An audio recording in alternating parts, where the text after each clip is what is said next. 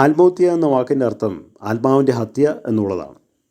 മനുഷ്യന് സഹിക്കാൻ പറ്റാത്ത വ്യതകൾ വരുമ്പോൾ, ദുഃഖങ്ങൾ വരുമ്പോൾ, നിരാശകൾ വരുമ്പോൾ, വിഷാദരോഗം മനുഷ്യനെ കാർന്ന് തിന്നുമ്പോൾ, ഒരിക്കലും ആരോടും തുറന്നു പറയാൻ പറ്റാത്ത മുറിവേറ്റ അനുഭവങ്ങൾ, അപമാനഭാരം, ദുഃഖം, നിരാശ ഒക്കെ മനുഷ്യന് വരുമ്പോൾ മനുഷ്യൻ ചെയ്യുന്ന ഒരു പ്രവൃത്തിയാണ് ആത്മഹത്യ. ചിലവർ പ്രണയനൈരാശ്യം കാരണം ചെയ്യുന്നുണ്ട്, വേറെ ചിലവർ കടം കയറി മുടിഞ്ഞു പോകുമ്പോൾ ചെയ്യുന്നുണ്ട്, വേറെ ചിലവർ അപമാനം വിഷയം കാരണം ചെയ്യുന്നുണ്ട്. ഇതെല്ലാത്തിൻ്റെയും മൂലകാരണം വിഷാദരോഗമാണ്. ഇപ്പോൾ നമ്മൾ ഈ പോസ്റ്ററിൽ കാണുന്നത് നടി മോഹിനി 7 പ്രാവശ്യം ആത്മഹത്യയ്ക്ക് ശ്രമിച്ചു എന്നുള്ളതാണ് നമുക്ക് മനസ്സിലാക്കാനായിട്ട് കഴിയുന്നത്. നമ്മൾ അവരുടെ ജീവിതത്തിനെ പഠിച്ചു കഴിഞ്ഞാൽ പുറമേ അവരൊരു സിനിമാ നടിയാണ്, അവർക്ക് കൈനിറയെ പൈസയുണ്ട്, പക്ഷേ അവരനുഭവിക്കുന്ന വിഷമങ്ങളും ദുഃഖങ്ങളും ആരും അറിയുന്നില്ല. അതുകൊണ്ടാണ് അവർ ആത്മഹത്യയ്ക്ക് വേണ്ടി ശ്രമിച്ചത്.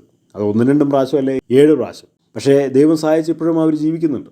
അതിനെക്കുറിച്ച് ആരോ പറഞ്ഞത് അവർ മന്ത്രവാദം അവർക്കെതിരെ ചെയ്തിരിക്കുന്നതുകൊണ്ടാണ് അവർക്ക് അങ്ങനെ തോന്നുന്നത് എന്നുള്ളതാണ്. അപ്പം മന്ത്രവാദത്തിന് അങ്ങനെ സൃഷ്ടിക്കാൻ കഴിയുമോ എന്ന് ചോദിച്ചു കഴിഞ്ഞാൽ മന്ത്രവാദത്തിന് എന്തും സൃഷ്ടിക്കാൻ കഴിയും. പൈശാചിക ശക്തികളെ ആവേശിച്ചു വിടുന്ന ഒരു പ്രക്രിയയാണ് മന്ത്രവാദം.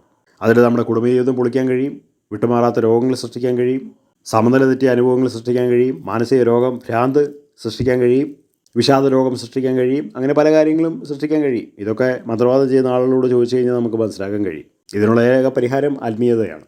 ഏതെങ്കിലും അത്തരത്തിലുള്ള ഈ മന്ത്രവാദം അഴിച്ചുവിടുന്ന ആളുകളുടെ അടുത്തേക്ക് പോയിട്ട് ആ കെട്ടുകളും ബന്ധനങ്ങളും ഒക്കെ അഴിച്ചുവിട്ട് കഴിഞ്ഞാൽ ജീവിതത്തിൽ വിപ്ലവകരമായിട്ടുള്ള ഒരുപാട് മാറ്റങ്ങൾ വരും.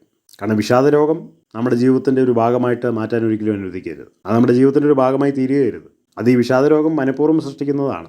ഇത് പലർക്കും വിശ്വാസമില്ല എന്ന് മാത്രമേ ഉള്ളൂ. നടി മോഹിനിക്കും ഇതുപോലുള്ള സാഹചര്യത്തിലൂടെ കടന്നുപോട്ടി വന്നിട്ടുണ്ട്. പ്രശസ്തി, പെരുമ, പൈസ ഒക്കെ അവർക്കുണ്ടായിട്ടും ഈ സാഹചര്യത്തിലൂടെയൊക്കെ അവർക്ക് കടന്നുപോകേണ്ടി വന്നിരിക്കുന്നത് വളരെ ദുഃഖകരമാണ്.